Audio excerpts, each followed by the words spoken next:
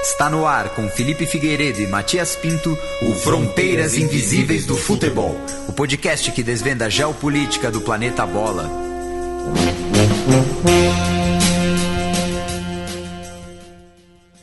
Boa alvorada, ouvintes da Central 3, está começando mais uma edição do Fronteiras Invisíveis do Futebol, mais uma parceria entre a Central 3 e o Xadrez Herbal. E falando no site, canal de YouTube, podcast, eu chamo ele, meu amigo e companheiro Felipe Nobre Figueiredo, o homem por trás do tabuleiro. Olá, meu caro Matias, olá a todos os nossos ouvintes, mandar aqui um abraço a todo mundo que nos ouve, que nos prestigia, que nos tolera, que nos financia, que nos manda e-mails, que nos manda comentários. Mandar um abraço também pro pessoal da Karsug Mania lá no Facebook, que sempre prestigia aqui o nosso programa. E antes de você apresentar o tema, passar aqui rapidinho por alguns comentários no último programa, o Francisco Edivaldo disse que espera ansiosamente o episódio sobre o melhor estado, o Ceará, e ele disse que existe um episódio que a gente precisa conferir, vamos conferir aí, mas ele contou aqui dizendo que não é tão conhecido. A gente já falou, por exemplo, o exemplo do Besiktas, de quando o McDonald's mudou suas cores, porque o McDonald's tem as cores do rival do Besiktas, e ele falou que uma vez a Pepsi patrocinava o campeonato cearense, e a Pepsi tem as cores do maior rival do Ceará, as cores do Fortaleza, azul, vermelho e branco. E nos intervalos, uma bandeira com o logo da Pepsi era colocada no círculo central, e aí todo mundo vaiava, todo mundo xingava, até o belo dia em que a Pepsi mandou fazer seu logotipo em preto e branco para o jogo do Ceará. Isso já aconteceu também com a concorrente da Pepsi, a Coca-Cola, no Grêmio e no Coritiba, porque o vermelho remete aos dois rivais. Mas teve uma camisa do Grêmio que deu polêmica, que inicialmente tinha o logo da Coca em vermelho, não tinha? Não, nunca chegou a ter. O Grêmio foi a exceção em preto. A Camila Kowalski disse que gostou bastante do programa, ela que, imagino eu, seja baiana, e reclamou que trouxemos um torcedor do Vicetória para acompanhar, são palavras dela, mas ela disse que pelo menos eu defendi o Bahia. O Vitor Otávio... O Juva disse isso também no site da Central 3. Muitos ouvintes, torcedores do Tricolor, reclamaram da presença do Irlan. Lembrando que a torcida do Bahia é a maior torcida, então acaba tendo mais repercussão do que se fosse um torcedor do Bahia. Ia ter o quê? 5 pessoas torcedores do Vitória? Olha, você tá impossível, hein, Felipe? Venenoso. Mas o Vitor Otávio, de 19 anos, também comentou sobre o programa, disse que gostou bastante. Ele mora em Jaguaquara, que é vizinha a Jequié, e estudou em Jequié por 4 anos. Não sabemos se ele usava uma mochila gigante, mas ele comentou ali sobre o período de quando Jequié chegou a ser capital da Bahia. O Diogo Maia de Carvalho também elogiou bastante, disse que o hino do Bahia é um dos mais bonitos do Brasil, ele que é torcedor do Cruzeiro. E é isso, um abraço aí para todo mundo que ouviu, todo mundo que gostou do último programa. O Bruno de Castulino falou que é baiano de Santa Maria da Vitória, cidade do oeste da Bahia, mesma terra da companheira do Irlan. Falou que mora no Rio Grande do Sul e ele foi stalkear o Irlan no Facebook. Ele está admitindo isso aqui por conta dessa. Encontrou 3 amigos em comum, 2 na Bahia e 1 no Sul, que comprova a teoria dos... Ele escreveu 7 graus, mas eu conheço como teoria dos 6 graus de separação, tinha até uma série eu americana. Chamo de teoria O Mundo é uma Kitnet. E numa edição passada, mas comentou recentemente, o nosso querido amigo Guilherme Mongeló, o Gaúcho, comentou lá no episódio do Panamá que o país tem, na verdade, vou ler aqui o comentário dele, já que fala sobre arqueologia, né? Que o país tem, na verdade, uma quantidade enorme de dados arqueológicos, principalmente porque o Smithsonian Institution tem uma base avançada na cidade do Panamá desde 1923, com um forte departamento de arqueologia. Faz parte da mesma política do governo dos Estados Unidos para a ocupação da área do canal, e ele sentiu falta de eu comentar, né, que a construção dos moles da Barra do Rio Grande é considerada a maior obra naval do mundo. Realmente, eu esqueci, Gaúcho. Um abraço para você e para o seu pai, o seu Osório. Bem, sem mais delongas, vamos apresentar o tema, né, Felipe? Afinal, em 2018 completam-se 230 anos da colonização na Austrália. Isso, o Australia Day, né, em 26 de janeiro desse ano, marcou, né, o aniversário de quando, em 1788, a primeira frota de navios britânicos chegou em Port Jackson, né, a gente comentou isso no programa na época, nas efemérides, no Xadrez Herbal. Sabemos que temos muitos ouvintes australianos, então espero aí que vocês gostem bastante do programa. E é 230 anos, então, da chegada dos europeus à Austrália. Mas, nesse programa, a gente vai falar também muito da população indígena, dos aborígenes australianos. Então vamos começar. No worries, mate.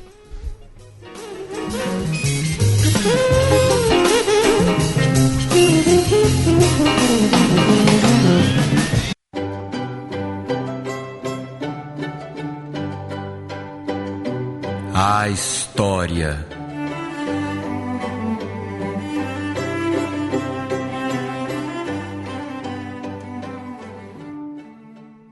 Que estima-se que é uma das populações nativas mais antigas do mundo, né? Isso, os ancestrais dos atuais aborígenes chegaram na Austrália mais ou menos 65, 70 mil anos atrás, né, com a migração ali especialmente vindo do que hoje é o Sudeste Asiático, né, e a Austrália ela acaba estando no centro daquelas hipóteses, inclusive sobre a chegada dos indígenas ao continente americano, né, que viriam ali pela Polinésia e tudo mais. E hoje nós temos duas populações indígenas na Austrália, né? Uma delas é o que nós chamamos de aborígenes. Porém, uma coisa que é bom deixar claro, a gente usa o termo aborígenes para falar dos nativos da Austrália, assim como se fala em indígenas no continente americano. Porém, isso não quer dizer que são todos iguais, que são todos da mesma cultura, né? Calcula-se que quando os britânicos chegaram, tinham mais de 250 línguas faladas no continente. Hoje, nós temos registros de mais ou menos 120, porém, apenas 13 não estão consideradas com risco de desaparecer. O que essas diferentes culturas, diferentes sociedades, eles têm em comum é, muitas vezes, uma interpretação cósmica, religiosa da existência, que é chamado em inglês de dream time, né? De tempo do sonho, tempo dos sonhos, que na verdade é uma espécie de que existiria ali um mundo fora do tempo, né? Um mundo atemporal, onde vivem as figuras ancestrais, os ancestrais das pessoas, e eles vivem ali de forma perene, inclusive influenciando a vida das pessoas, influenciando a personalidade pela sua ancestralidade, mas não seriam ali como se fossem deuses, tá? E isso é simbolizado nos totens, né? Que são muito comuns na cultura australiana, e que todo mundo que já foi em um certo restaurante de comida australiana... uma franquia estadunidense que simula a culinária do Outback. Já viram ali na decoração esses totens.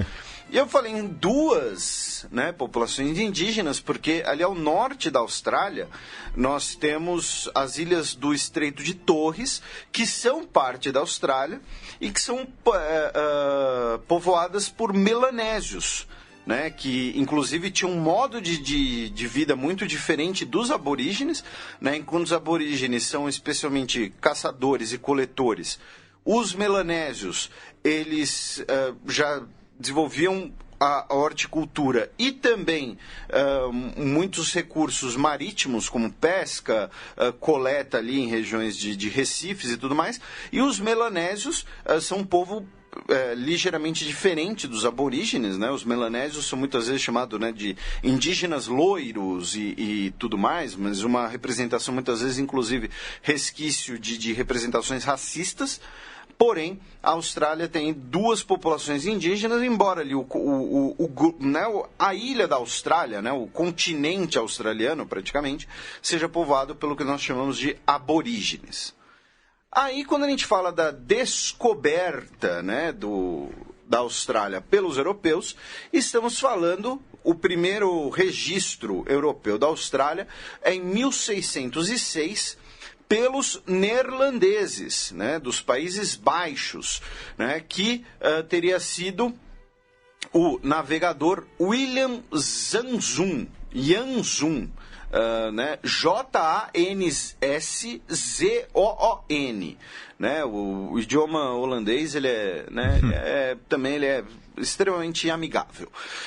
Ele, né, teria ali mapeado parte da costa australiana, teria se encontrado com aborígenes e durante algum tempo o território foi chamado de Nova Holanda, né? Porém, não houve uma tentativa por parte dos neerlandeses de colonizar, de estabelecer ali um povoamento da região.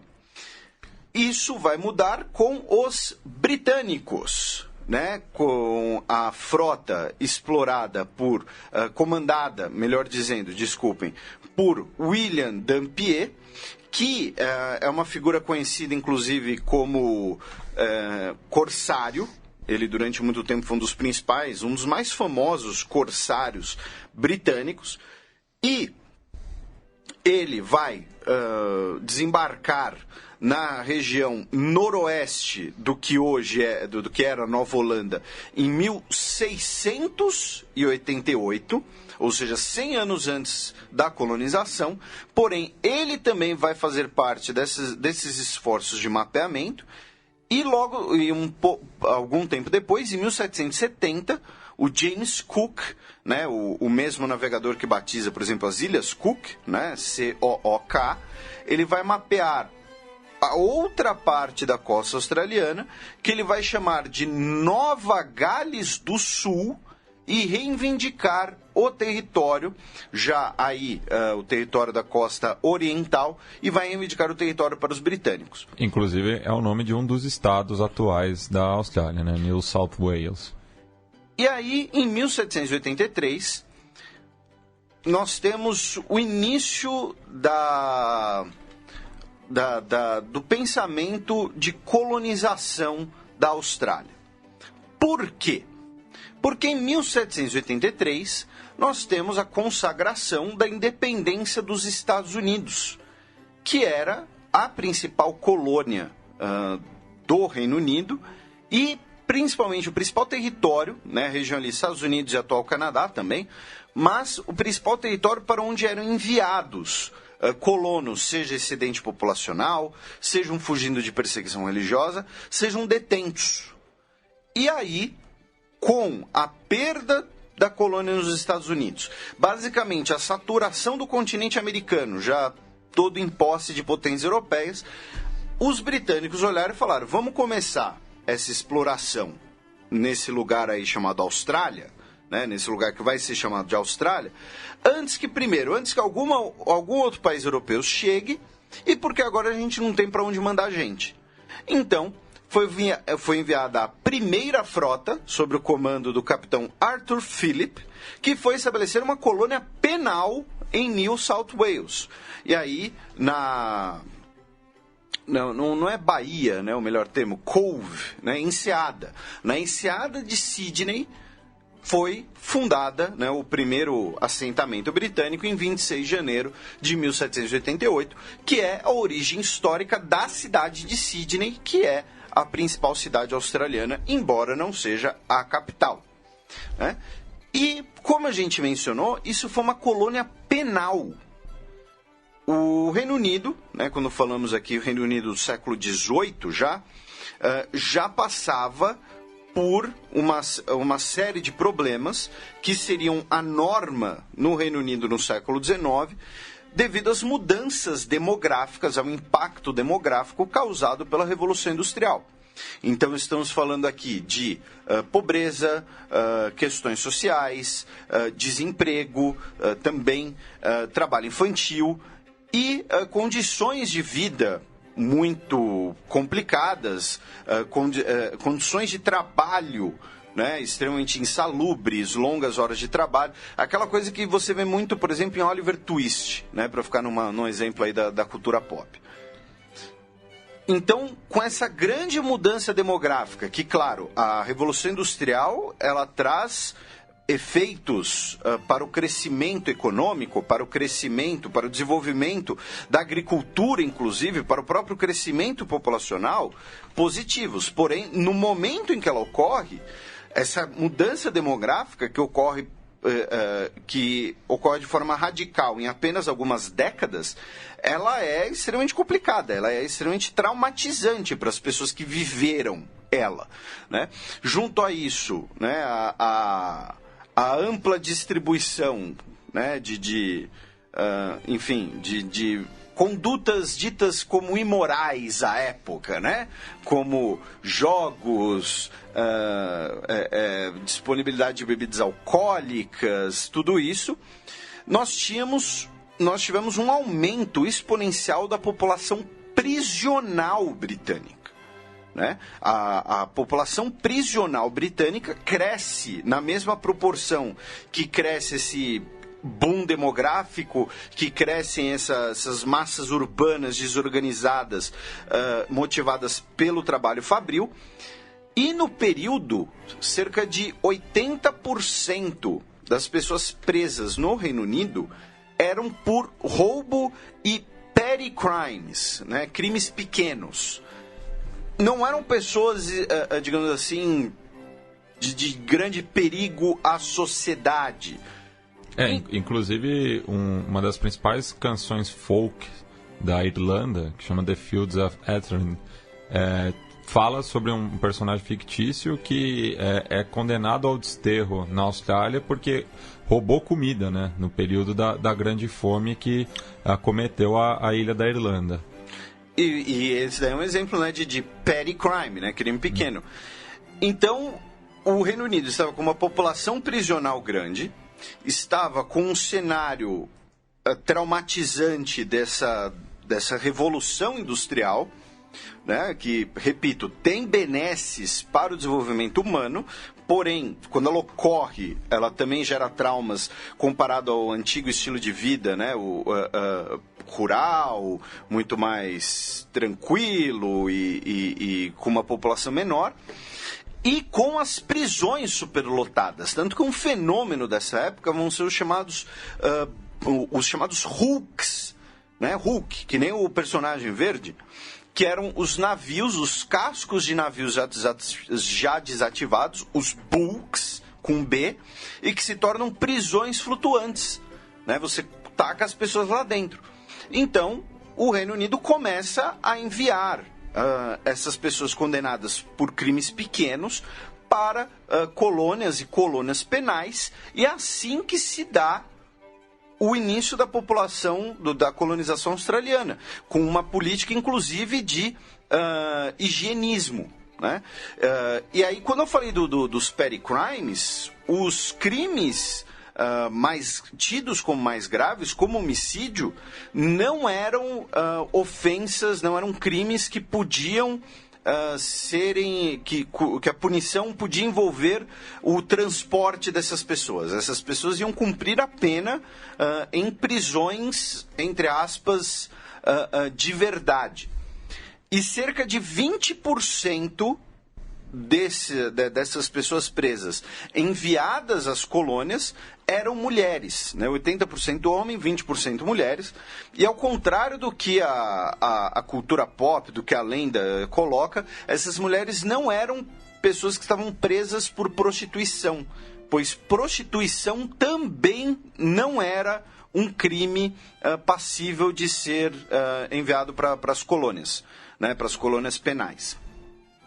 Muitos deles também eram prisioneiros políticos, né? E aí, como você mencionou, é um caso que também envolve os irlandeses, né? Então a ideia lá de sedição, traição contra a coroa.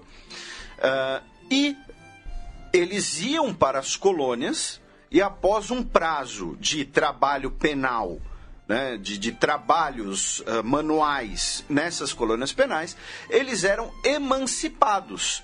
E a maioria desses colonos escolhia ficar para onde eles foram enviados, muitos deles se tornando colonos como qualquer outros. E aí um dado interessante que é, hoje, cerca de 20% dos cidadãos australianos se identifica como descendente dos criminosos que foram transportados para as colônias penais. A Austrália surgiu como uma grande colônia penal. E isso porque ainda não sabiam que na Austrália estão todas as espécies peçonhentas e bizarras que existem no universo. Tá? Você sempre vê aquelas listas assim, para os 10 animais mais venenosos do mundo, os 10 animais mais perigosos do mundo. Pode ter certeza assim, que tipo, mais a metade está na Austrália. Eu não lembro agora se eram cobras ou aranhas. O nosso querido Lucas, do Dragões de Garagem, comentou isso uma vez no Twitter. Assim, das 5 cobras ou aranhas mais venenosas do mundo, 4 só tem na Austrália.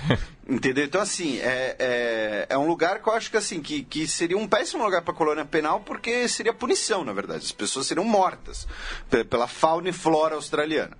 Né? Então, para os nossos ouvintes que moram na Austrália, tomem cuidado, por favor. Eles já devem saber disso.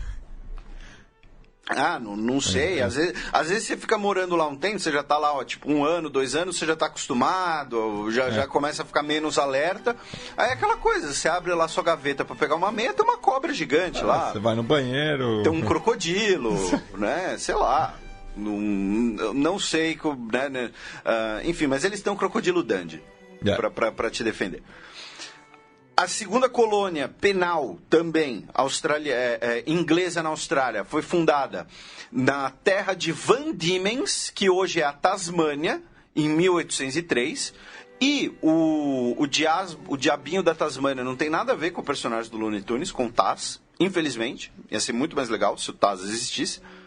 E aí foram criadas novas colônias, cada um com uma certa autonomia, né, colônias separadas, em New South Wales, que é South Australia, depois a de Victoria em 1851 e depois a de Queensland em 1859.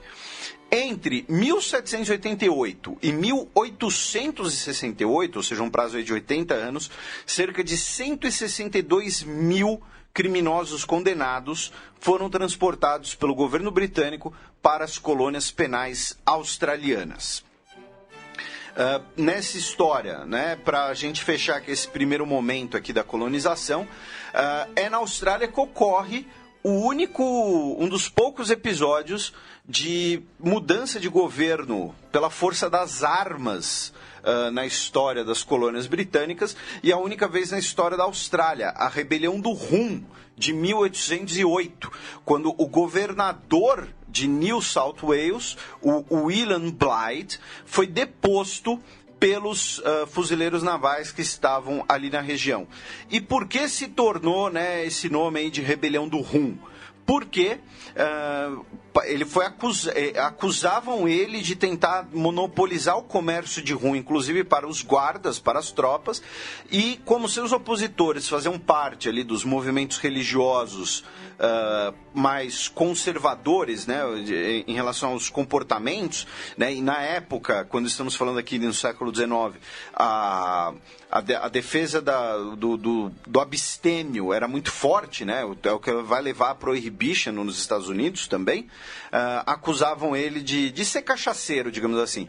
E é o mesmo William Bligh, que foi deposto no comando do HMS Bounty, que é talvez o motim naval mais famoso do mundo, que tem inclusive um filme em que ele é interpretado pelo Anthony Hopkins, e tem o Mel Gibson no filme também, que é australiano. E tem várias outras adaptações também dessa história do motim no Bounty. Então, assim, o início da colonização na Austrália é feita aí com as colônias penais. Aí a expansão dessa colonização se dá com a chegada tanto de colonos como de descendentes dos colonos que já ali estavam, incluindo aí condenados que foram emancipados. E aí, em 1848, é fundada, em 1848, é chegado o último navio de condenados em New South Wales, e de lá, colonos de New South Wales fundam a colônia de South Australia, que foi a primeira colônia na Austrália que foi fundada como livre, sem ter sido uma colônia penal. Nessa expansão da colonização, especialmente ali no que hoje é sudeste e sul da Austrália, onde estão inclusive as terras mais férteis, nós temos um processo de morte dos aborígenes, que foram de uma população de mais ou menos 750 mil a 1 milhão, diminuíram aí até hoje, e num processo muito parecido com o que nós tivemos com os indígenas no continente americano nesse primeiro momento, que foi o de morte por doenças e de conflitos fronteiriços. E aí o governo australiano, ele começa uma série de políticas que vão ser bastante problemáticas, e a gente vai desenvolver mais esse raciocínio aqui no programa de hoje, que é: a Austrália, durante muito tempo, foi um país com políticas, um país oficialmente racista. Não à toa que, após o fim do apartheid, muitos sul-africanos brancos migraram para a Austrália, porque se sentiam representados. Exatamente, por parte quando o apartheid acaba, essas políticas já estavam mitigadas. Sim, claro. sim, mas é que a população branca, o pensamento e a população branca é maioria na Austrália, ao contrário da África do Sul. E isso começa com o Ato de Proteção dos Aborígenes de 1869. No que consistia essa proteção dos aborígenes? Uma coisa que também foi feita no Canadá, que era pegar as crianças das comunidades aborígenes, tirar elas das suas comunidades, para elas serem, entre aspas, criadas como cidadãos britânicos em escolas próprias, só que na verdade o que acontecia era praticamente isso é chamada de gerações roubadas, ou perdidas. No caso da Austrália é roubadas, perdidas é no Canadá. No Canadá no Canadá, na Austrália eles falam roubadas mesmo, stolen generations, que foram crianças que desenvolveram diversos problemas de adaptação, resultaram em muitas mortes por alcoolismo e também numa situação basicamente de exploração de mão de obra em trabalhos semi-forçados, E em 1886 foi promovido o ato de meia casta, que pessoas que fossem resultados de miscigenação não poderiam ficar nas reservas aborígenes. Elas tinham que ser assimiladas na sociedade branca, digamos assim. E isso causou também a separação de diversas famílias e de diversas comunidades, já que, novamente, você tirar os filhos ou então parte das famílias e obrigando elas a crescerem em outro ambiente. A expansão da colonização na Austrália vai ter um grande incentivo com a descoberta de ouro, porque até esse momento a Austrália era basicamente uma colônia rural, principalmente... E deserto. Isso, mas é uma comunidade rural com pecuária, que até hoje é uma marca da Austrália, né? A Austrália, inclusive, teria um dos maiores produtores de cabeça de gado do mundo. E seria ali de uma grande qualidade e tudo mais. Tanto que, quando nós tivemos a Operação Carne Fraca, né, o presidente Michel Temer foi levar representantes de embaixadas em Brasília numa churrascaria para mostrar a glória da carne brasileira. Era uma churrascaria que servia apenas cortes australianos. Né? Sensacional. E aí, na década de 1850, começa uma corrida pelo ouro, né? Uma Gold Rush na Austrália. E nesse período que nós teremos um marco no que depois vai se tornar, né, um símbolo da busca pela independência australiana, ou então, melhor dizendo, da identidade australiana, que foi a Rebelião Eureka, em 1854. Por quê? Porque o ouro era um monopólio do governo. E os mineradores tinham, então, que comprar permissões para fazer parte da mineração. Essas permissões, obviamente, essas licenças eram caríssimas, e, além disso, a própria exploração do ouro sofria impostos e não tinha representação política em contraparte. E aí, nós tivemos uma revolta dos mineradores, que foram reprimidas pela polícia e pelos militares, porém isso vai se tornar um símbolo dessa identidade, né, do australiano. E o outro símbolo dessa identidade do australiano vem justamente com a rebelião de Eureka, que vai incentivar não, né? Mas está relacionado a um fenômeno dos chamados Bush Rangers, que seriam os cowboys australianos, né? Os Bush é a zona do mato, zona da mata, né? Seria o cerrado, melhor dizendo, acho que fica melhor, né? E os Bush Rangers eram Bush é arbusto, né? Isso.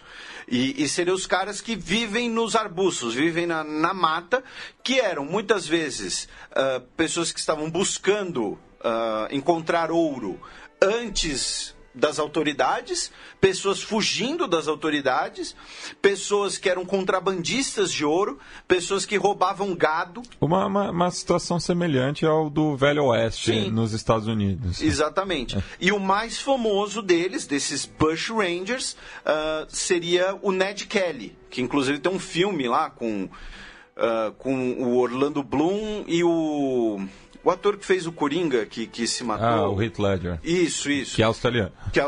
E foi uma bosta. Tá? Assim, claro, tem quem goste, tudo mais. Se quiser assistir, pode assistir, mas eu particularmente não gostei do filme. E aí, juntando essa ideia, né, do desbravador, do minerador, das riquezas minerais, do sertão, do outback, que é outro termo, né, para esse sertão australiano, vai surgir aí a identidade nacional australiana, que vai ser muito romantizada no século XIX, especialmente na música, nos livros, né, que vai ser esse desbravador australiano, né, e com um caráter próprio, esse caráter australiano, dessa nação australiana. Curiosamente, no final do século XIX, a Austrália já era um dos poucos países do mundo que era urbanizado.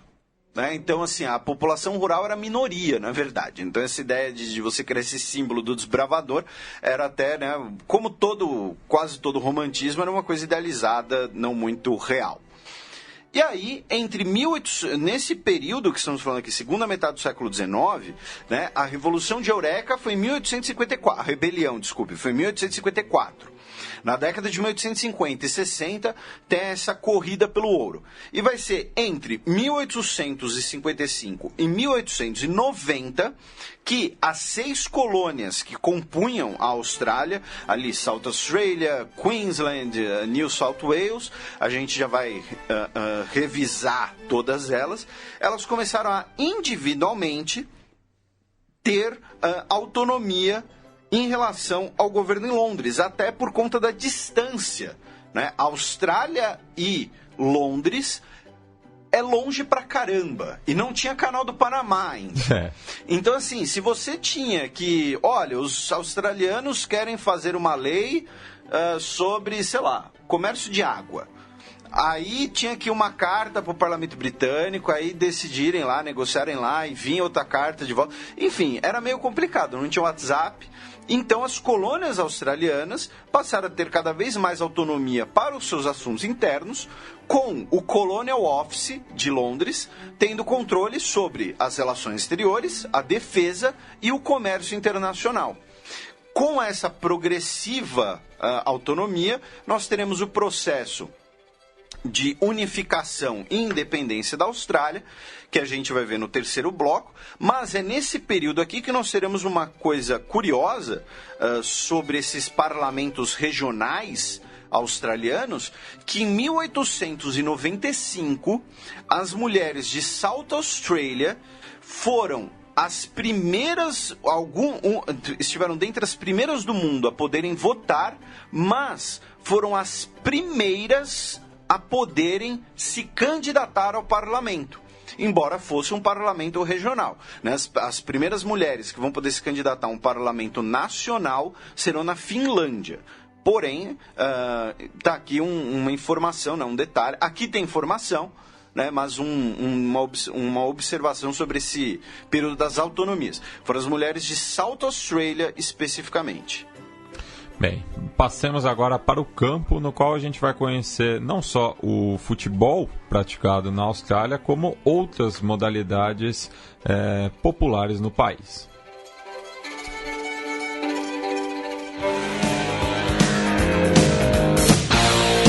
O campo.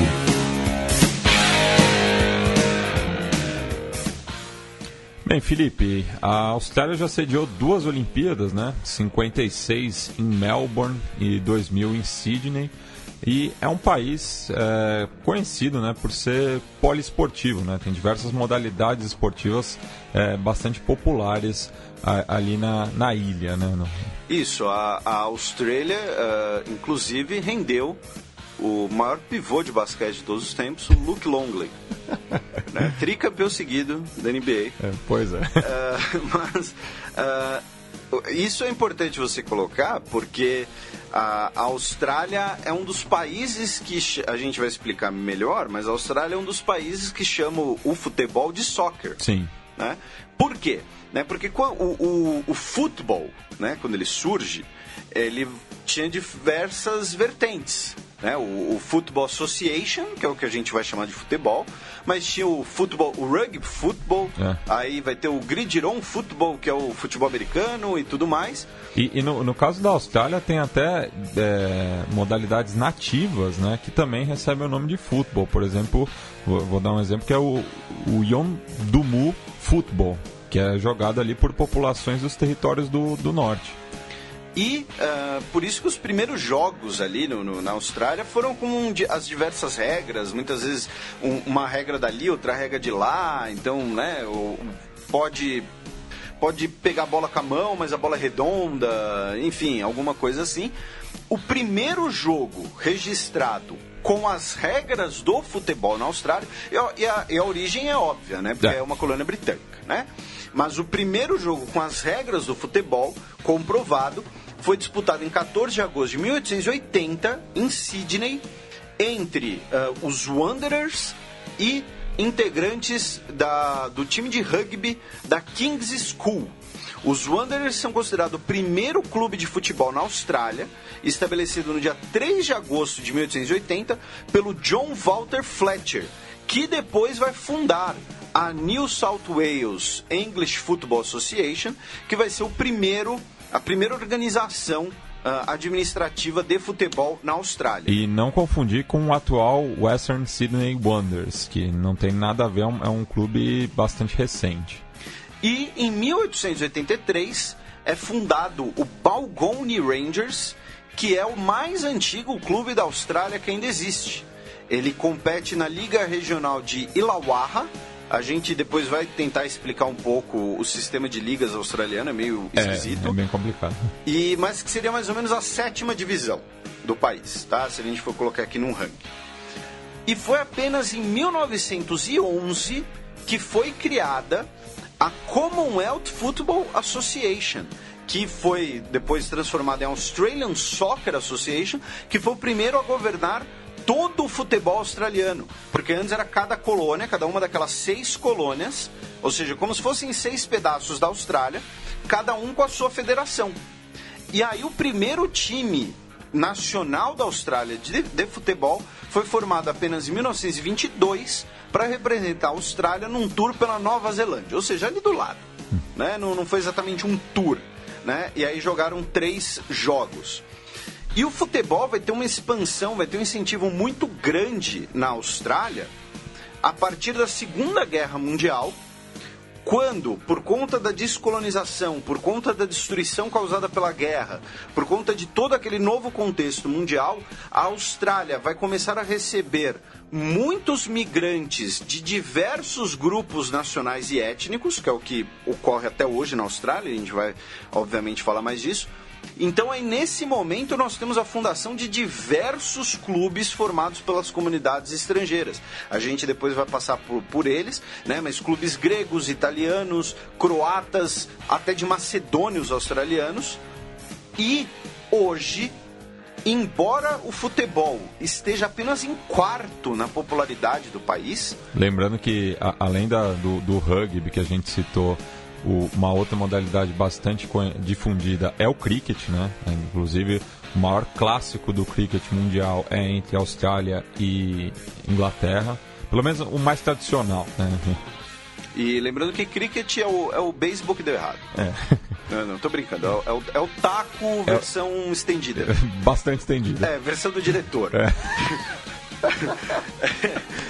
Mas o futebol, apesar de ser apenas o 4º em popularidade, ele é o que tem obtido maiores índices de participação dentre o maior número de praticantes, né? A popularidade que eu digo é de televisão, de público, de investimento e tudo mais. Mas isso muito por conta também da presença dos imigrantes, né? Que acabam não se familiarizando muito com as modalidades mais fortes no país. Uma delas, que a gente vai passar aqui porque é basicamente exclusiva da Austrália, né? É o futebol australiano, né? O Australian Football. Que é conhecido no resto do mundo como Aussie Rules. Ou então com MMA com bola, Kung Fu com bola, né?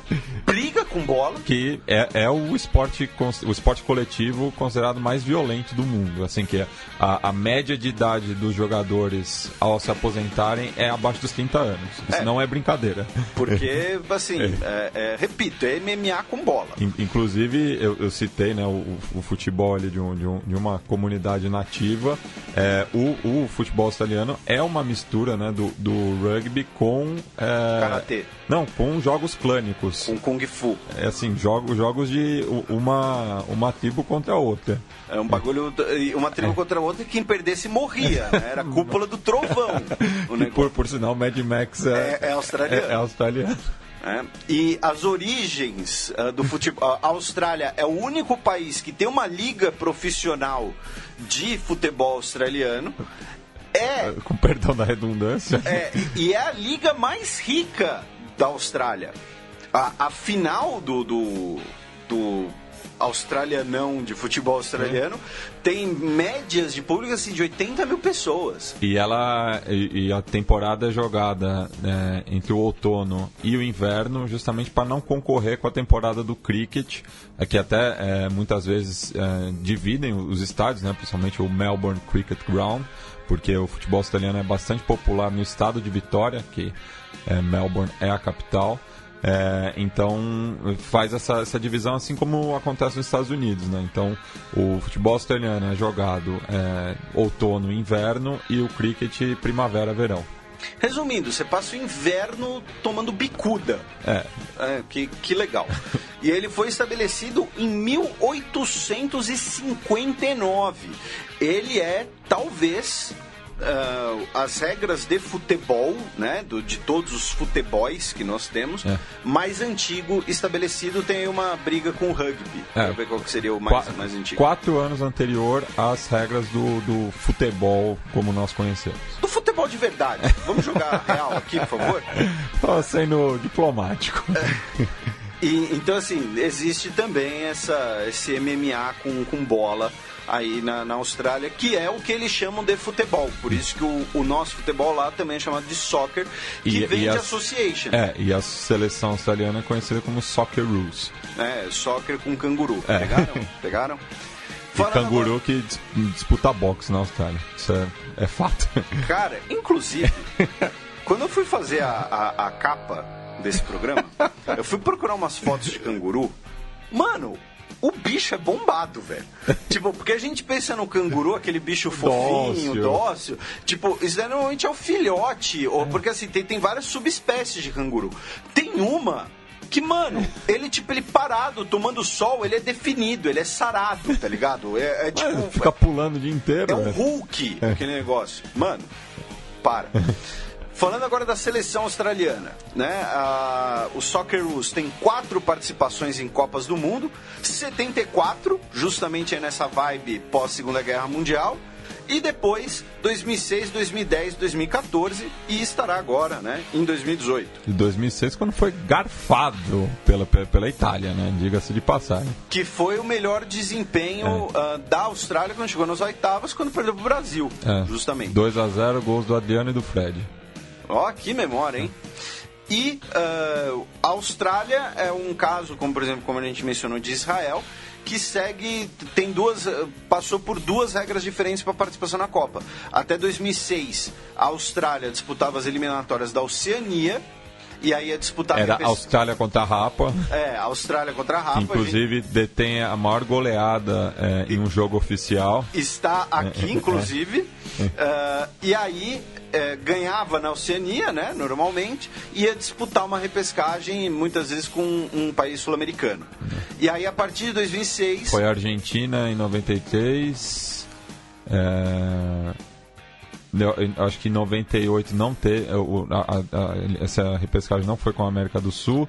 2002, 2006 com o Uruguai. Não, perdeu em 2002 por Uruguai. Ganhou em 2006 do Uruguai, inclusive tem a ver com a minha dica cultural. E daí, a partir de 2010, começou Daí a Austrália também... Ela foi para a Ásia, mas a Oceania também começou a fazer rodízio, né? Isso. Voltou agora a disputar com a Confederação Sul-Americana quando o Peru ganhou da Nova Zelândia. E a Nova Zelândia que foi para a Copa em 2010, né? 2010 e tinha ido em 82 também. Ah, não, sim, tô falando dos recentes. Recente 2010, quando foi eliminada sem perder. Foram 3 empates. Isso. E a Austrália, né, por conta dessas diferenças. E aí hoje a Austrália, na verdade, foi até beneficiada por isso, porque na Oceania ela não tinha basicamente rivais à altura, só que aí chegava na hora de enfrentar um rival mais forte da América Latina, se ferrava. Na Ásia ela já enfrenta uns times mais fortes, mas ela ainda consegue manter ali um certo predomínio.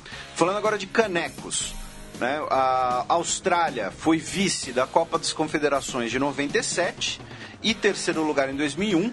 Em 97 perdeu a final 6-0 do Brasil, 3 do Romário, 3 do Ronalducho. Que era a dupla Rorô, né? Isso, que todo mundo achava que ia destruir na Copa e o Romário machucou. E foi campeã da Copa América aquele ano também. E aí, o maior título da Austrália foi campeã asiática em 2015, vice em 2011, teve 4 canecos da Oceania, 80, 96, 2000, 2004, além de 2 vices. Chegou nas quartas das Olimpíadas em 56, 88 e 2004. E em 92 teve ali um honroso 4º lugar no futebol olímpico.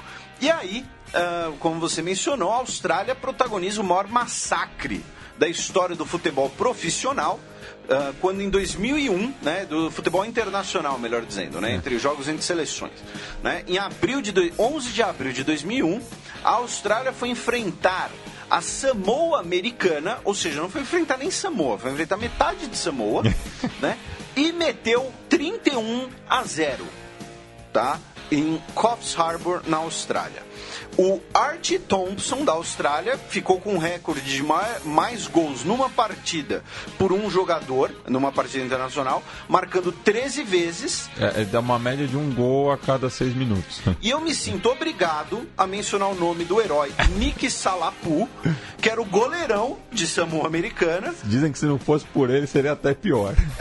Que ainda joga no futebol da Indonésia. Olha tá? só. Então, assim, eu me senti obrigado a procurar o nome do goleirão e citá-lo aqui, porque o cara toma 31 gols e a gente não mencionar nem o nome dele, então um abraço aí pro Nick Salapu, né, que é nosso ouvinte, já mencionou aqui. Que faz análise 2 vezes por semana. Devido ao trauma, né? Ele sonha com Art Thompson até hoje. Falando em jogadores, né, do Socceroos, né, o jogador com mais jogos é o Mark Schwarzer, ex-goleiro, com 109 jogos, jogou de 1990 a 2016, ele de 97 a 2008 jogou no Middlesbrough, onde ele é ídolo, inclusive, 2008 a 2013 no Fulham, e aí depois, já no fim de carreira, já velhinho, teve passagens pelo Chelsea e pelo Leicester. Ele foi o mais velho jogador a entrar em campo pelo Chelsea, e ele foi campeão inglês consecutivo pelo Chelsea e pelo Leicester, embora em nenhum dos dois campeonatos ele tenha entrado em campo. Pelo Chelsea ele jogava lá na Copa da Liga, alguma dessas coisas, e aí o Chelsea foi campeão, no ano seguinte o Leicester campeão, e em nenhum dos dois ele entrou em campo, porque ele era ou reserva ou terceiro goleiro. Mas ambos os treinadores, tanto o Mourinho quanto o Ranieri, porque assim, eu descobri mó sacanagem, se você não disputar pelo menos 5 jogos na Premier League, você não ganha medalha. Então ele não ia receber medalha. E aí os caras foram lá e mandaram fazer tipo uma réplica autêntica, sei lá, tipo, não, Mark Schwarzer tem que ganhar medalha. O cara foi importante aí, tal, o cara de grupo, experiente, tiozão. Então ele recebeu medalha. E o maior goleador é o Tim Cahill, com 50 gols. Desses 50, eu imagino que foi metade de cabeça e metade de pênalti.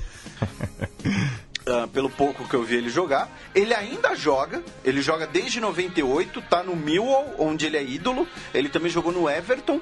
Ele foi o primeiro australiano a marcar numa Copa do Mundo da FIFA, marcou em 3 Copas do Mundo seguidas, né, 2006, 14, 10 e 14. E ele é também, além de ser o artilheiro da seleção, é o artilheiro australiano em Copas do Mundo. Aí agora falando 3 casos aqui separados, né? Eu tenho um também interessante. Então 4 casos. Já sei. Sim. Um deles é o Harry Kewell, que jogou no Leeds, jogou no Liverpool, chegou a ser eleito o melhor jogador jovem da Premier League em 2000. Ele jogou 58 vezes pela Austrália, 17 gols, e ele é considerado o melhor jogador australiano aí da história. Em 2012 ele foi inclusive eleito lá por uma televisão australiana como o melhor jogador australiano de futebol. Ele que teve uma carreira muito marcada por contusões. Ele, em diversos pontos, ele lembra o Pedrinho. Canhoto, meia, jogava pela esquerda e vivia contundido, né? Mas jogou no Liverpool, jogou no Leeds, jogou no Galatasaray também.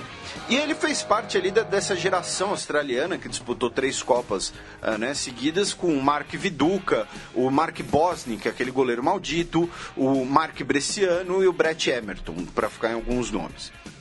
Outro nome importante do futebol australiano é o John Norman Warren, que é Sir, que ele foi jogador, técnico, cartola, comentarista e escritor. Ele foi o capitão do time na primeira Copa, em 74. Ele era apelidado de Capitão Socceroo, né? Ele foi apelidado aí. E o prêmio de melhor jogador do australianão é o prêmio Johnny Warren, em homenagem a ele. E ele escreveu uma biografia, suas memórias, chamado Sheilas, Walks and Pufters. Que Sheilas é uma expressão australiana para mulheres. Wogs é um termo racista para os nativos. Para os nativos ou então para estrangeiros, para brown people. Inclusive o futebol de verdade, como o Felipe chamou, é conhecido pelos nacionalistas australianos como Wog Football. Então, e pufter é um termo também pejorativo para homossexual. Que na Inglaterra é usado também, puff. Isso, e então a biografia dele... Por quê? Porque o futebol australiano é considerado jogo de maricas, jogo de imigrante e jogo de mulher. Inclusive as Matildas são uma das seleções mais fortes do mundo, né? A seleção feminina da Austrália tem uma projeção maior do que a do Soccer Rules, por exemplo. E aí por isso que as memórias dele chamam Sheila's Wogs and Pufters. Tipo, o negócio que eu joguei, o negócio que eu gosto é considerado aí coisa de maricas e de... Enfim. Aí temos o Agenor Muniz, que jogou no Vasco da Gama, nasceu em 1949, e aí ele foi para a Austrália, se mudou para a Austrália e jogou 20 vezes pela seleção australiana entre 75 e 78. Ele jogava, né, em clubes australianos, né, como Sydney City, e ele até hoje, pelo menos até hoje, né, é o único brasileiro a defender a camisa do Soccer Rules. E o caso que eu vou trazer é do John Kundereri Moriarty, que foi o primeiro nativo australiano a defender a seleção nacional. Ele passou pelos clubes do Port Thistle, o Adelaide Juventus e o Adelaide Croatia. O Adelaide Juventus é o atual Adelaide City. E ele, além do futebol, ele é um designer reconhecido na Austrália, além de ser um ativista dos direitos dos aborígenes. Inclusive, ele já fez parte do Departamento de Assuntos Aborígenes na Austrália. E ele ficou bastante conhecido por ter pintado 2 aeronaves da Qantas com motivos aborígenes, que foi uma ação ali promocional dessa companhia aérea. Agora falando no australianão, né? E aí a gente vai falar nos clubes, que talvez seja o elemento mais curioso aí dessa relação de história e Austrália, que o australianão, ele é formado por 8 ligas regionais. Porque além das 6 províncias lá de federação, tem outras 2 ligas regionais, uma que é como se fosse um território, não chega a ser uma colônia ainda. E entre 1977 a 2004 era a National Soccer League, que era composta de 42 times, os melhores times das 8 ligas regionais. Ou seja, se você fosse rebaixado, você era rebaixado para sua liga regional. E os melhores times de cada região disputavam o nacional. Um pensamento que durante um tempo foi presente aqui no Brasil, inclusive, né? Aquela ideia de Taça Brasil, depois o Robertão, eram os campeões estaduais jogando o campeonato nacional. E aí em 2004 foi fundada a Hyundai A-League, né? Liga A, que é formada por 9 times australianos e um time neozelandês. A maior parte dos times foram formados depois da criação da liga, e ela é baseada num sistema de franquias, que nem a NBA, que nem o futebol dos Estados Unidos. A MLS. Ou seja, não tem rebaixamento e ascenso. São times profissionais criados por empresas ou empresários do ramo de futebol. E aí os times tradicionais australianos, sua grande maioria, viraram times semi-amadores. E aí em 2013 foi fundada a National Premier League, que é uma espécie de segunda divisão, que é formada pelos playoffs dos 94 clubes das 8 ligas regionais. E as ligas regionais tem divisões próprias. O lugar, a província com mais times é a capital, onde o distrito da capital, onde nós temos 10 divisões regionais. Então é mais ou menos assim, como se nós tivéssemos as 10 divisões do Campeonato Paulista e os membros da primeira divisão disputam essa National Premier League, que serve mais ou menos como segunda divisão nacional, porém, para muitos desses clubes tradicionais, é vista como o campeonato nacional, porque o time lá o campeonato das franquias é outro campeonato, é uma coisa separada, né? E aí nós temos as províncias, né? Porque nós temos 8 ligas regionais, as 6 províncias, mais o futebol do Território do Norte, desde 2005, que é formado por times amadores, e a sua segunda divisão é inclusive à parte, né? Não tem contato com as outras ligas regionais, porque está bem abaixo ainda, e o Distrito da Capital. Desde 2014 é disputada a Copa da Federação Australiana, que é disputada por 781 fucking times. Eu escrevi no roteiro fucking times, porque essa ideia é todo mundo poder disputar, que nem a FA Cup inglesa. Ela teve 4 times diferentes campeões, e as ligas regionais também têm suas copas. Então tem a Copa Nacional e a Copa Paulista, a Copa Carioca, a Copa Mineira e por aí vai. Os clubes australianos disputavam a Oceania Champions League, a Austrália conquistou 4 canecos, e hoje disputam a Asian Champions League, tem um título e um vice. É o título do Western Sydney Wanderers, que como eu tinha falado, é um clube bastante recente, porque ele foi fruto de uma fusão de diversas equipes de colônias de imigrantes, justamente na região mais povoada, né, da principal cidade australiana, né? E aí a gente vai falar um pouquinho aqui rapidamente dos clubes. Quando eu falar o termo títulos nacionais, é de acordo com o período de cada um, tá, gente? Não vamos ficar especificando. A gente já tentou explicar mais ou menos essa pirâmide bizarra que é o futebol australiano, que assim, tem uma primeira divisão de 10 clubes intocada, aí vem uma segunda divisão com os principais clubes regionais, e aí depois vem uma série de terceiras e quartas e quintas divisões separados por regiões, mais ou menos isso. Em 1957 é fundado o Sydney Olympic, da comunidade grega, foi 2 vezes campeão nacional, ganhou 2 copas australianas antes do modelo atual. Em 1958 é formado o Marconi Stallions, tipo Garanhões de Marconi. Tipo, o Garanhão italiano, é o rock. É o rock. Né? Que foi 4 vezes campeão nacional e foi um dos 2 times que jogou todas as edições da antigo campeonato nacional. Atualmente ele está na 2ª divisão regional, ou seja, o que seria a 3ª divisão. Em 1959 foi fundado talvez o clube mais tradicional da Austrália, que é o South Melbourne, que foi fundado como South Melbourne Hellas, né? Hellas com H, de Grécia em grego. Ele é o time da comunidade grega, assim como o Marconi Stallions era da comunidade italiana. Ele é azul e branco. Ele foi o outro time que competiu em todas as edições nacionais, representou a Oceania no Mundial de 2000, que foi disputado aqui no Brasil, tem 4 títulos nacionais, 1 título da Champions League da Oceania e quer entrar na A-League. Está passando por um processo lá de profissionalização, clube empresa, alguma groselha dessas, para entrar na A-League.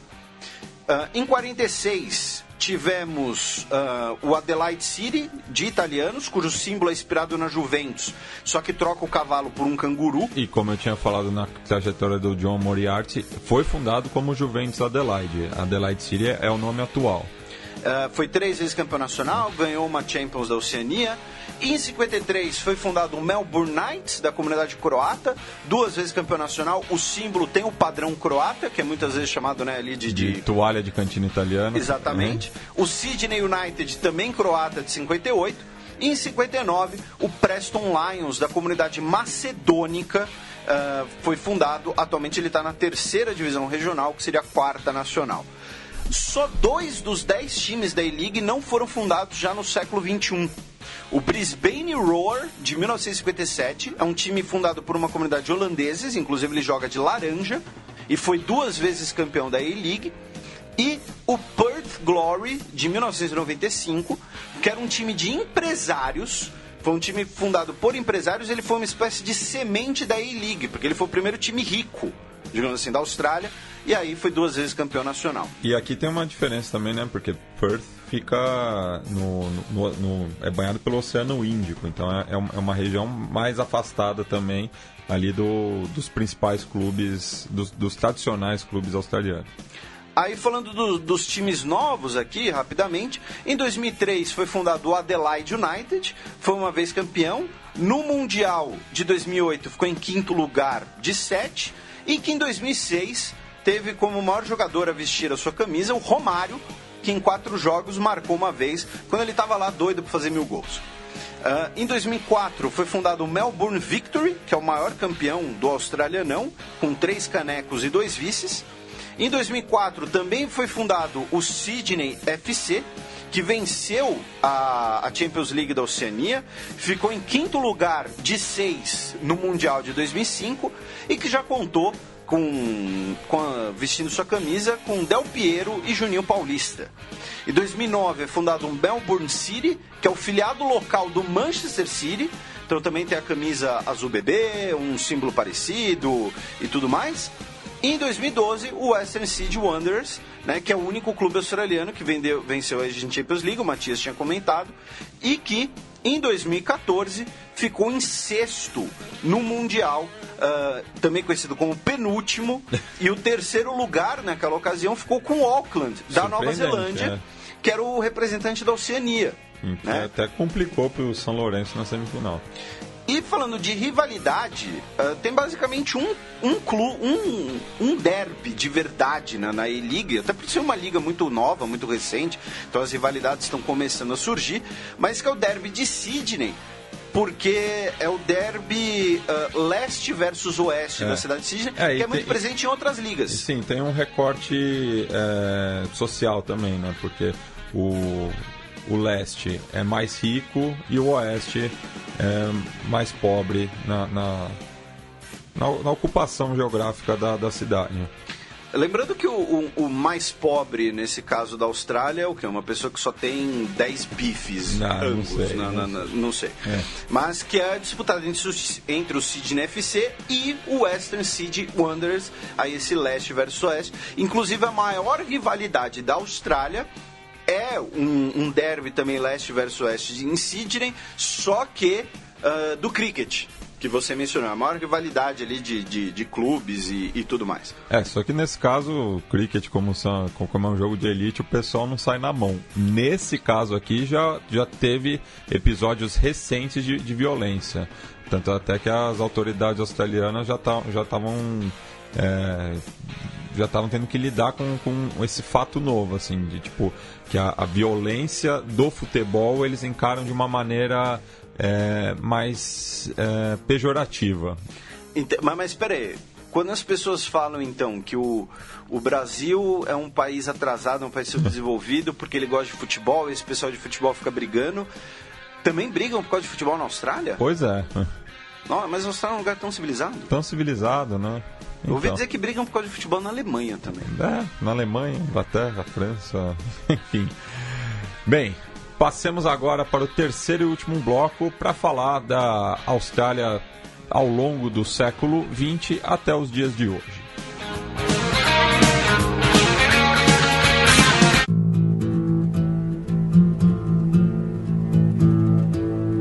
O mapa.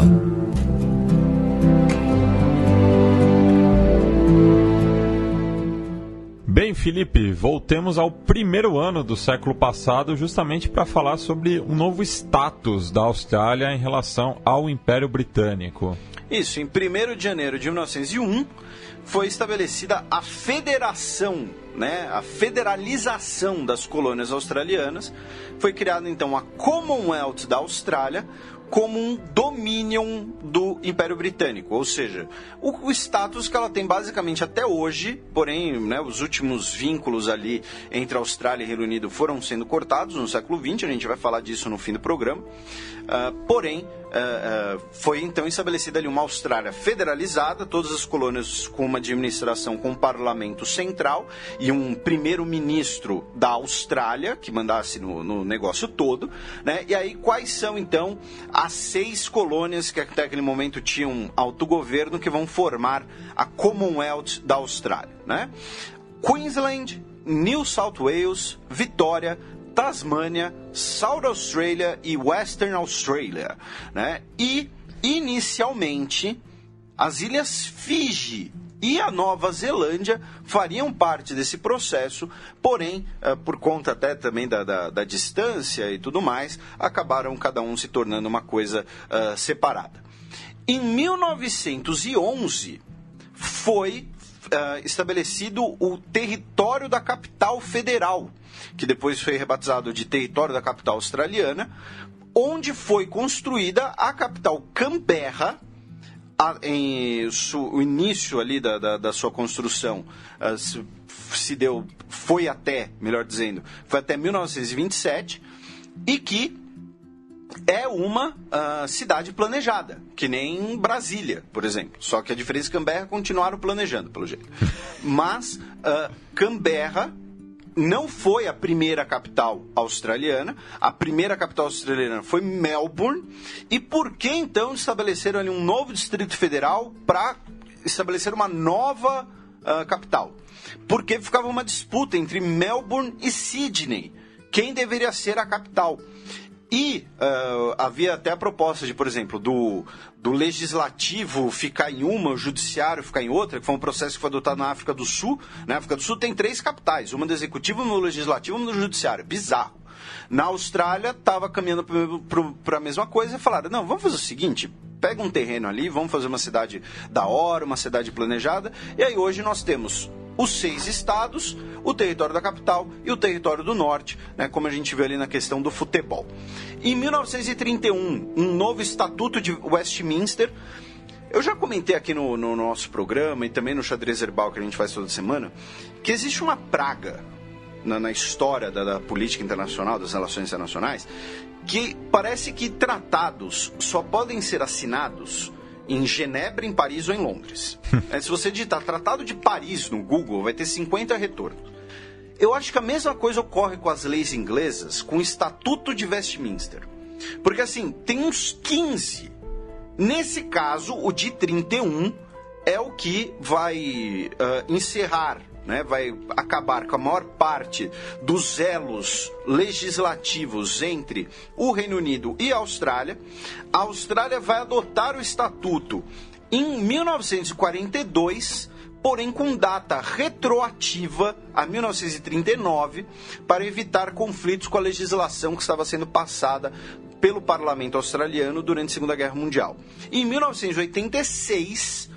vai ser encerrado todo e qualquer elo entre o parlamento britânico e a Austrália. Foi também na década de 1980 que foi encerrado qualquer elo entre o parlamento britânico e o Canadá.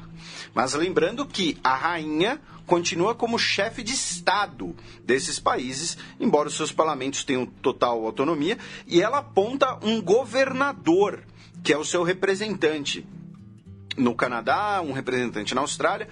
E durante um tempo, no Canadá, recentemente, a gente teve um escândalo de corrupção em que o Canadá foi provisoriamente governado pelo representante da rainha, apenas como uma curiosidade. E eu falei da Segunda Guerra Mundial porque as guerras mundiais vão ter um papel decisivo na emancipação australiana. Né, uma questão ali até de, não vou dizer de descolonização, mas na emancipação australiana, tanto legislativa, jurídica, quanto social, né, a criação de uma nacionalidade. Em relação à Primeira Guerra Mundial, o país estava preocupado que no evento de um conflito global, a Austrália não tivesse como se defender.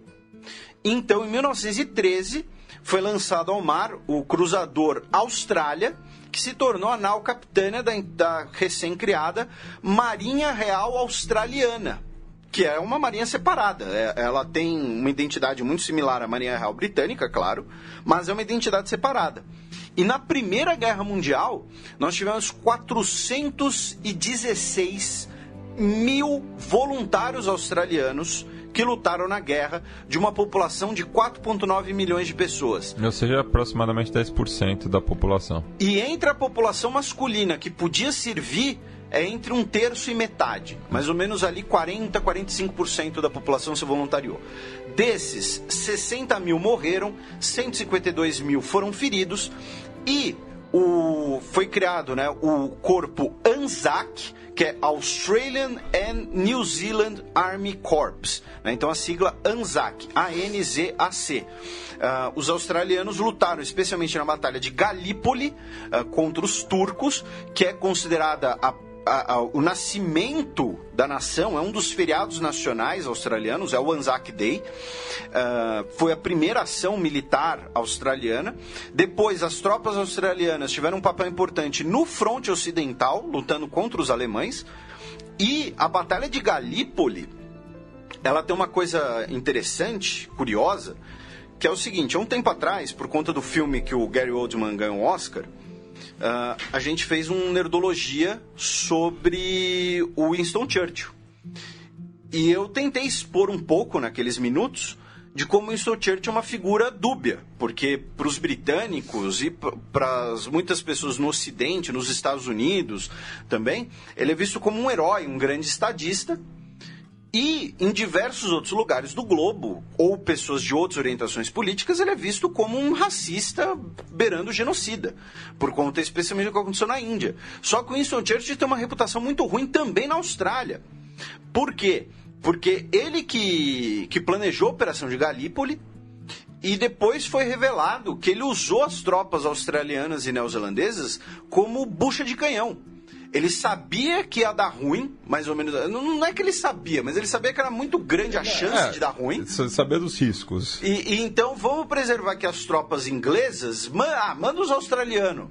Então ele tem uma reputação dúbia na Austrália e na Nova Zelândia por ter usado as tropas desses países como bucha de canhão, especialmente na Primeira Guerra Mundial.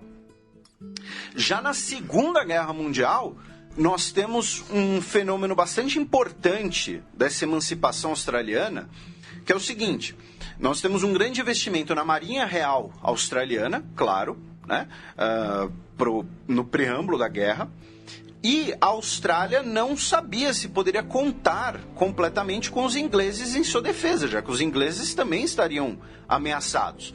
Então, o governo australiano vai estabelecer suas primeiras embaixadas independentes em outras potências, para receber relatórios, inteligência e ter relações próprias, no caso, uma embaixada em Tóquio e outra em Washington. Né? Até aquele momento, as relações australianas independentes das relações britânicas eram com os outros territórios ali da região, os outros países insulares e tudo mais. Vai ser quando a Austrália vai pela primeira vez estabelecer embaixadas em potências fora da embaixada britânica. Cerca de 14 mil australianos vão lutar no norte da África, junto com, né, o restante do exército britânico, contra tropas alemãs e italianas. E essas tropas australianas vão ser apelidadas pela propaganda nazista de ratos, e depois eles vão, o próprio 8º Exército Britânico do Montgomery como um todo vai se apropriar desse apelido, né, os ratos do deserto. Em fevereiro de 42, cerca de 15 mil australianos são tomados como prisioneiros em Singapura, quando Singapura cai para o domínio japonês, algo que os britânicos não achavam que ocorreria, e aí o primeiro-ministro determinou que começava ali então a batalha pela Austrália para impedir que a Austrália fosse invadida pelos japoneses, já que os japoneses estavam ali do lado, basicamente.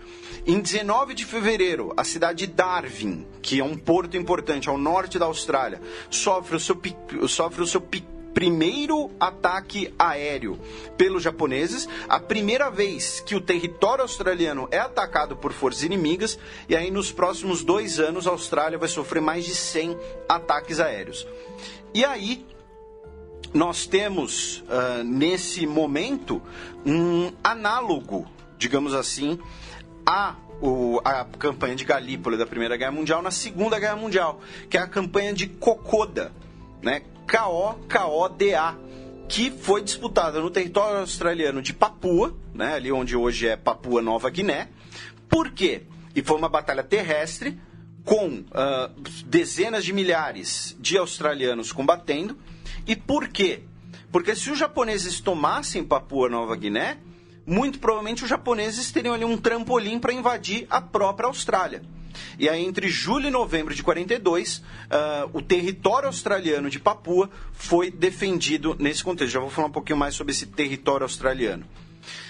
Centenas de aborígenes serviram nas Forças Armadas Australianas durante a Segunda Guerra Mundial, inclusive uma força especial formada apenas por aborígenes no território do norte.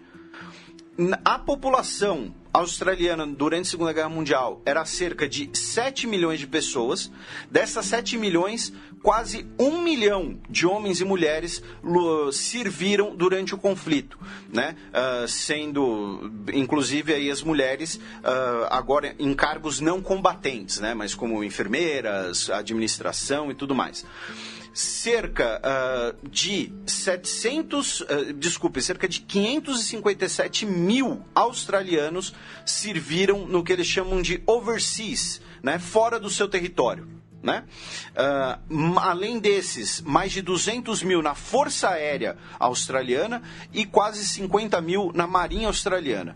A Austrália sofreu cerca de 40 mil mortes durante a Segunda Guerra Mundial e 8 mil desses morreram como prisioneiros dos japoneses. Aí tem o filme Fúrio, né, com o David Bowie, que o personagem do David Bowie não é australiano, né, ele é britânico.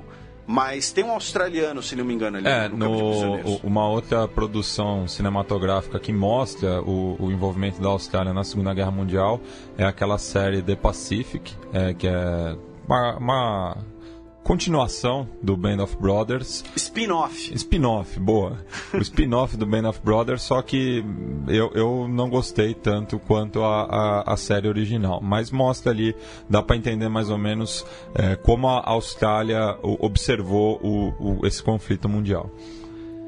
E o trauma da derrota do Reino Unido ali no Sudeste Asiático em 42 e a ameaça de uma invasão japonesa fez a Austrália se aproximar na sua política de defesa cada vez mais aos Estados Unidos, e aí a Segunda Guerra Mundial marca essa mudança, esse pivote nas relações externas australianas, que em 51 vai assinar o Tratado ANZUS, né, ANZUS, né, de Austrália, Nova Zelândia e Estados Unidos, que é uma aliança militar formal entre a Austrália, Nova Zelândia e Estados Unidos. Se alguém bater na Austrália, os Estados Unidos vai bater nessa pessoa. E por conta dessa aliança, a Austrália participou da Guerra da Coreia, da Guerra do Vietnã, da Guerra do Golfo, da Guerra ao Terror e da invasão do Iraque em 2003. Né, da invasão do Iraque em 2003, que foi marcada ali por apenas os aliados mais próximos, né, dos Estados Unidos terem participado, já que era uma ação ilegal, né, fora do âmbito da ONU, ao contrário do Afeganistão, onde nós tínhamos ali a participação ampla da OTAN, incluindo tropas alemãs, mas no Iraque os australianos participaram. Saindo aqui um pouco da questão dos conflitos, saindo não, mas ainda relacionado, a Austrália, no início do século XX, ela passa por um processo de expansão, por isso que eu falei do território australiano, né, da Nova Guiné, porque a Austrália expande o seu território, expande a sua administração de outras colônias britânicas e também herda mandatos da Liga das Nações de antigas possessões alemãs na região. No caso, a Nova Guiné alemã, o arquipélago de Bismarck e a ilha de Nauru. A ilha de Nauru, inclusive, foi o último território a sair da custódia das Nações Unidas apenas na década de 1990 já. 1990 ou ainda era 1980? Agora fiquei na dúvida. Mas o território de Nauru foi aí o último episódio a se tornar... O último território a se tornar independente dos antigos mandatos da Liga das Nações, né? E aí, nesse momento aqui, né, antes da gente falar da Austrália hoje, para a gente fechar o programa, novamente a gente vai tentar discutir um pouco a questão do racismo na Austrália. Por quê? Porque com a independência da Austrália, a formação da Commonwealth da Austrália, e especialmente com a vitória australiana após a Primeira Guerra Mundial e a expansão do seu território para territórios ainda de grande população indígena, populações ditas primitivas, a Austrália seguia uma política oficial, um slogan de governo chamado a Política da Austrália Branca, a White Australia Policy. Tá? Isso não é exagero nosso, isso não é bravata ou militância nossa. Digita aí o White Australia Policy, vocês vão ver brasões, distintivos, enfim. A White Australia Policy, ela foi uma consequência direta da expansão do ouro. Por quê? Porque encontrar ouro na Austrália, ali no final do século XIX, na segunda metade do século XIX, significou a chegada de muitos indianos e chineses, sejam também em busca do ouro, mas também para trabalhar como mão de obra forçada na mineração, e aí essas pessoas eram discriminadas. De 1901 até 1975, vigorou o Immigration Restriction Act, em que a imigração para a Austrália era barrada de acordo com a origem daquela pessoa e com seu fenótipo. Ela foi derrubada pelo Racial Discrimination Act, que derrubou essa política. E essa política australiana, ela teve um impacto, vejam só vocês, né, como estudar questões raciais e questões internacionais estão interligadas e explicam algumas coisas.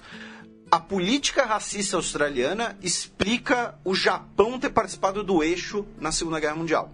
Ajuda a explicar. Por quê? Porque o Japão era um dos países vencedores da Primeira Guerra Mundial. O Japão estava lá nas conferências de paz de Paris, onde ia ser estabelecida a Liga das Nações, ia ser estabelecido ali um novo mundo, todo mundo era brother, menos a Alemanha, né? A Alemanha tem mais que se ferrar, e os comunistas também, mas o resto é brother, né? E aí o Japão foi lá e falou, então põe aí nessa Liga das Nações aí, põe aí que todas as raças são iguais e que a gente condena o racismo. E aí o representante britânico, por pressão do governo australiano, foi lá e votou, não vai colocar esse negócio aí de que todas as raças são iguais. Por quê? Porque tem uma política lá na Austrália de White Australia. Se eu colocar isso, como é que vai ficar lá? Aí vai chegar um monte de asiático aí, esse perigo amarelo, né? Então não vai por isso. E em relação aos asiáticos, eu já indiquei no Xadrez Verbal o filme Romper Stromper, que foi protagonizado pelo Russell Crowe, que mostra justamente o surgimento de gangues neonazistas na Austrália contra os imigrantes asiáticos, principalmente da Indonésia. E aí o Japão vai se sentir, digamos assim, tratado como um país de segunda classe pelos seus próprios aliados, vai passar a adotar uma política expansionista própria, né? Vai expandir a sua política expansionista, mas uma política cada vez mais nacionalista, né? Na década de 1920 a gente vai ter ali um surgimento de um fascismo japonês, e aí que vai pregar o contrário, né, da superioridade da cultura japonesa, aquele shintoísmo de Estado e tudo mais. E aí isso vai fazer com que o Japão futuramente acabe entrando no eixo para ser anti-britânico. O que o Japão queria ser era anti-britânico. Então, a política racista oficial da Austrália ajuda a explicar a Segunda Guerra Mundial. Em 1902, nós temos o Commonwealth Franchise Act, que dá direito ao voto a todo mundo, menos aos aborígenes. Tirando o South Australia vai ter o direito ao voto. Em 1962 apenas, que a legislação da Commonwealth vai especificamente dar o direito aos votos aos aborígenes. Até 1969 foi realizada aquela política de você tirar as crianças das comunidades aborígenes para elas serem assimiladas. Lembrando que assimilação cultural é uma das definições internacionais de genocídio. A nossa querida Ana Luísa de Moraes Campos já explicou isso programas atrás no Xadrez Herbal. Porém, você destruir uma cultura, genocídio não é você apenas exterminar as pessoas. Se você pegar as pessoas de uma determinada cultura e criá-las de acordo com outra cultura para exterminar a cultura delas, porque ela era inferior, alguma coisa assim, porque você considera ela assim, isso é uma forma de genocídio. Em 67, foi promovida uma mudança do Poder Federal para que ele pudesse elaborar leis em relação a uma raça específica, para que permitissem novas leis específicas aos aborígenes e a inserção e compensação dos aborígenes. Em 92, pela primeira vez, um caso judicial teve vitória de um aborígene contra o Estado, definindo o conceito de direito à terra nativa, né? O native title, que é assim quando você tem uma propriedade, como é que é o nome do papel, do documento? Uma ata? Escritura. Isso. Que era como se fosse uma escritura nativa. anulando a ideia de que a Austrália era terra nullius quando os britânicos chegaram, ou seja, uma terra que não pertencia a ninguém, os aborígenes não eram gente. Em 95, a bandeira aborígene da Austrália e a bandeira dos melanésios das ilhas de Torres, das ilhas do Estreito de Torres, foram reconhecidas como bandeiras oficiais da Austrália. Então a bandeira oficial da Austrália que a gente conhece, aquela azul com as estrelas e a bandeira do Reino Unido, não é a única, tá? Também tem outras duas que são reconhecidas. Isso quer dizer o quê? Que você pode usar elas em demonstrações, você pode usar ela em documentos, você pode usar ela em uniformes, e elas são hasteadas da mesma altura que a bandeira tradicional, digamos assim. E aí esse debate sobre as políticas racistas da Austrália, hoje são chamadas na Austrália de History Wars, que você tem tanto os críticos dessas políticas racistas quanto outras pessoas que dizem que esses críticos, na verdade, estão fazendo um revisionismo, que, na verdade, os aborígenes morreram só de doença, que não teve nenhuma política oficialmente racista. E essa disputa pelo legado histórico da Austrália, de como o governo australiano tratou os aborígenes, leva, inclusive, a versões críticas do Australia Day. O Australia Day, quando a gente noticiou, inclusive, teve muitos dos nossos ouvintes mencionaram que teve vários protestos na Austrália, que ele também é muitas vezes chamado de Invasion Day ou de Survival Day, né? O dia da sobrevivência, porque, sobrevivia a essa chegada aí. Mas hoje, a Austrália tem uma população formada basicamente por imigrantes. Desde o fim da Segunda Guerra Mundial, a população australiana tem mais de 23 milhões de pessoas e ela tem nacionais de 200 países. Basicamente, todos os países do mundo têm uma comunidade na Austrália. Atualmente, inclusive, nós temos aí uma população, de 24 milhões e 800 mil pessoas. Desses, 649 mil são de aborígenes, 2,8% da população. A Austrália tem uma densidade populacional maior apenas que a da Namíbia e a da Mongólia, ou seja, é muita terra para pouca gente, até porque tem muito deserto, né? Eu achei que o Canadá tivesse na frente, tivesse menos que a Austrália. Não. A Austrália só ganha da Namíbia e da Mongólia. E a Mongólia também é outro desertão. Não, a Mongólia é um desertão de nômades. Também não dá nem para mapear direito a população. No censo de 2006... 26% da população residente australiana, ou seja, mais de 6 milhões de pessoas, tinham nascido fora da Austrália e, de acordo com o censo de 2011, 14.500 australianos, ou seja, cidadãos australianos, nasceram no Brasil, enquanto outros 12 mil clamavam serem descendentes de brasileiros. Então, assim, a população australiana hoje ela é bastante heterogênea, né? Ainda, para dar os dados da Austrália, depois a grande pauta australiana, né, para a gente fechar, a Austrália tem mais de 7 milhões e 600 mil quilômetros quadrados, é o 6º maior país do mundo, mas a sua população, que eu já passei, é apenas a 51ª. Falando do seu PIB, estamos falando aí de cerca de 1,4 trilhão de doletas, 13ª maior economia. PIB per capita de 56 mil, 10º maior PIB per capita.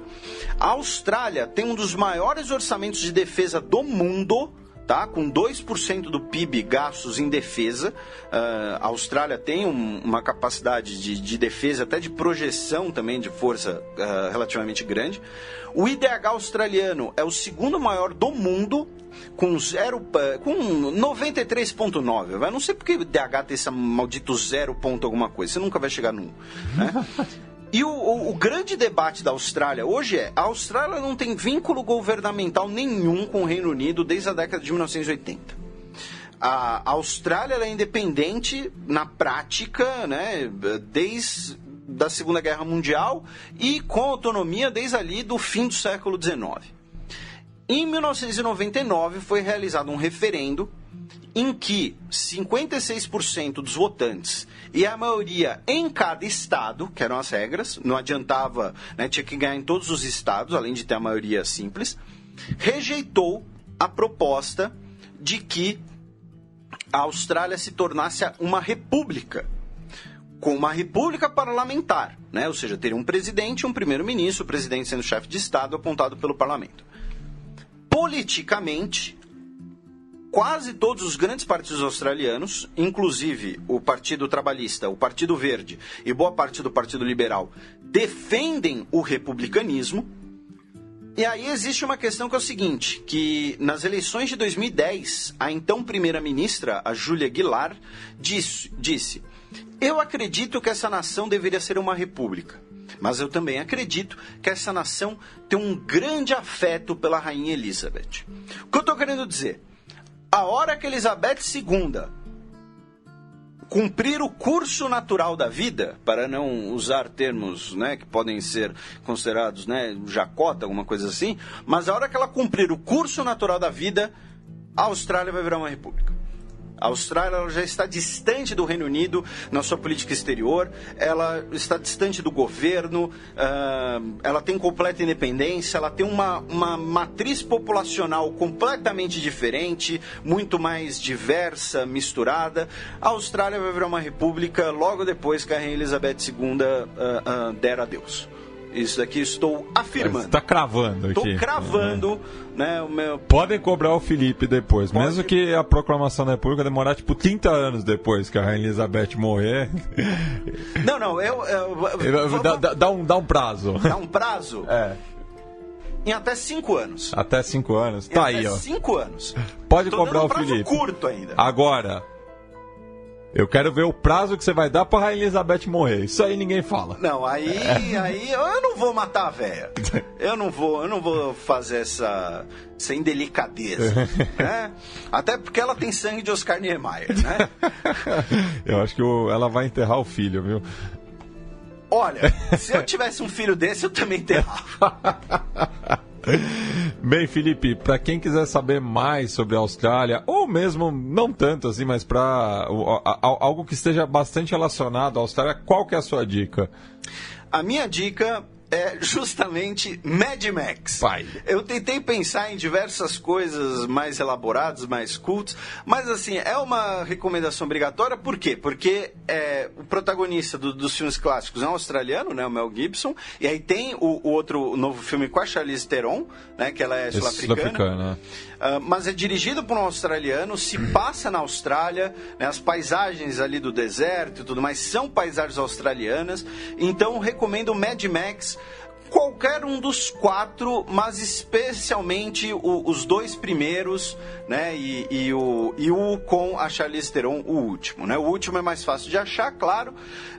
E a questão do Mad Max é uma questão, né, que assim, né, ocorreu ali uma crise hídrica mundial, uma crise de combustíveis, né, um conflito ali talvez em larga escala, também não são coisas que estão muito distantes, né, da possibilidade, né? E claro, né, Mad Max nos deu Tina Turner, né, cantando a música da Cúpula do Trovão, né? Então, é isso, minha dica é Mad Max.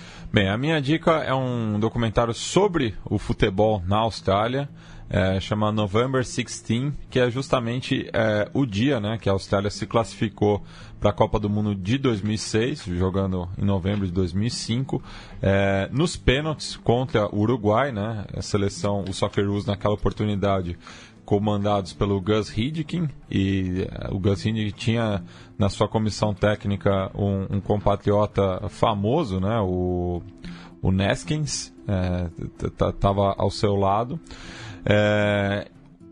O Uruguai ganhou por 1-0 no Estádio Centenário, em 12 de novembro, e a Austrália devolveu o mesmo placar com um gol do Mark Bresciano no Stadium Australia, né, em Sydney. E daí essa vaga foi definida nos pênaltis, né? A Austrália acabou ganhando por 4-2, já que o Dario Rodrigues e o Zalaeta desperdiçaram as suas cobranças, enquanto que o Viduka fez o mesmo. Mas é um documentário que mostra justamente esse período aí entre 74 e 2006, as 2 primeiras participações da Austrália na Copa do Mundo, e como o futebol está relacionado à cultura do país. Alguma consideração final, Felipe? Apenas agradecer a todos os nossos ouvintes, né? Lembrando aí que a gente teve 2 programas seguidos por conta do atraso no programa anterior. Agradecer todo mundo, todos os nossos financiadores, mandar um beijo na alma de todos vocês, juízo, né? Cuidem-se. E o Matias boicotou o AC/DC.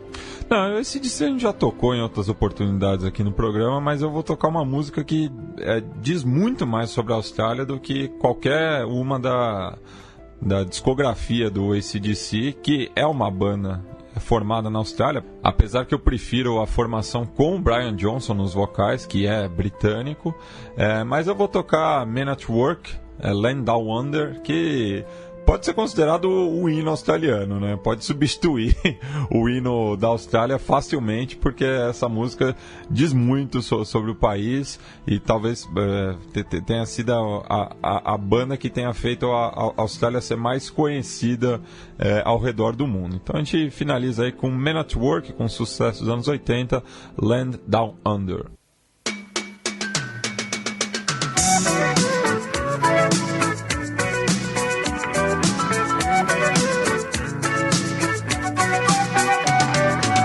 Traveling in a freighter combi on a hippie trailhead full of zombies. I met a strange lady, she made me nervous. She took me in and gave me breakfast. And she said, do you come from a land down under, where women go and men wonder? Can't you hear the thunder? You gotta take cover.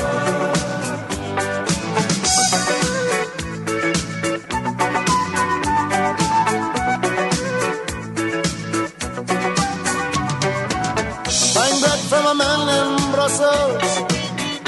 He was 6'4" and full of muscle. I said, do you speak my language? He just smiled and gave me a Vegemite sandwich. And he said, I come from a land down under, from Peter's Flow and Manchester. Can you hear the thunder?